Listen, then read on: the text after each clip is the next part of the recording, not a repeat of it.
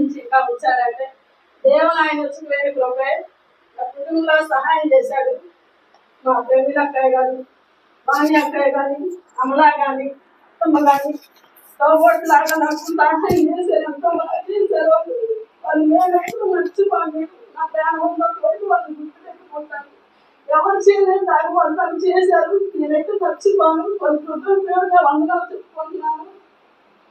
ఎన్నో సమస్యలు వచ్చి మా కుటుంబంలో దేవుడు అయ్యాన్ని తీసేశారు. దేవుడు వచ్చిన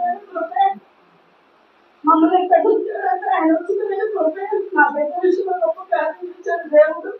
అసలు పాసం కూడా లేదంటే నాకైతే డౌట్గానే ఉండేది. కానీ ప్రార్థన చేసుకున్నాను రోజు సాయంత్రం పూట. ఏసయ్యా ఈ సుఖమైతే నీ ఉచితమైన కృప అయితే నా బిడ్డ పాస్ అవ్వడానికి సహాయం చేయి. జనం ఇక్కడ అనుకుంటున్నాడు ప్రభా, వారే చదువుతాడు, వారే నియమస్తులు తీసుకున్నాడు చాలా మంది.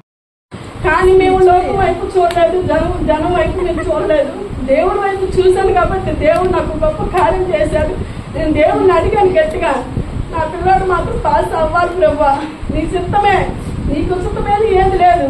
నీకు అనుకూలం ఉంటే పాస్ లేకపోతే లేదు. నీ ఉచితమైన కృపేనా నాకు కావాల్సిందని పాస్ అయ్యాడు దేవుడు వల్ల. మంచి మార్కులు వచ్చినాయి అబ్బాయికి. వందనాలండి. పాస్టర్ గారికి కూడా ఫోన్ చేసి, పాస్టర్ గారు పరీక్ష రాయడానికి వెళ్తున్నాడు సందీప్, మీరు ప్రార్థన చేయాలంటే ప్రార్థన చేసి పాస్టర్ గారు పెన్ను ఇచ్చాడు. పెన్ను ఆ పెన్నుతోనే రాశాడు. పాస్టర్ గారు ఇచ్చిన పెన్నుతోనే రాశాడు.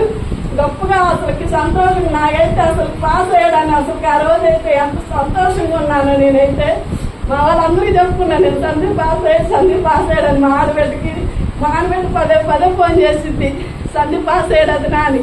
నేను మా ఆడబిడ్డకి చెప్పాను పాస్ అయ్యాడు మరి సందీప్ అది ఇదని. నా సాక్షి ఇదేనండి. దేవుడు మా కుటుంబంలో గొప్ప కార్యం చేశాడండి. మా కుటుంబం గురించి ప్రతి ఒక్కరు ప్రార్థన చేయాలని అడిగి వేడుకున్నాను ప్రభా. అందరూ ఇద్దరిని హాస్టల్ వేసానండి, పిల్లలు ఇద్దరిని, సందీప్ని శాలేంని. వాళ్ళ చదువు విషయంలో అన్ని విషయాల్లో తోడుకుండాలని మీ అందరిని పదే కోరుకుంటున్నాను, ప్రార్థన చేయమని. వందనాలండి.